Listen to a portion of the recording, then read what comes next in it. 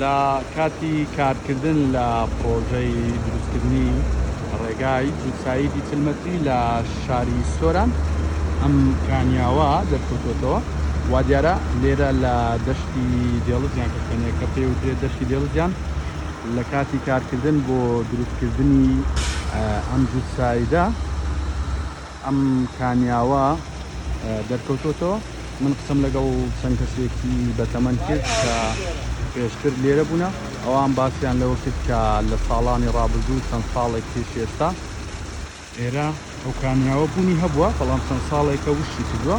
ئەم ساڵ کە لە هەموو کوردستان کێشەی کەم ئاوی هەیە و سەرچاوەکانی ئاو ڕوویان لە وشردن کردووە، بەڵام ئەو کانیاوە ئێستا دەرکەوتوەوە و وەکو لە دیمەنەکانی زادیارە ئاوێکی باشی لێوە دێت.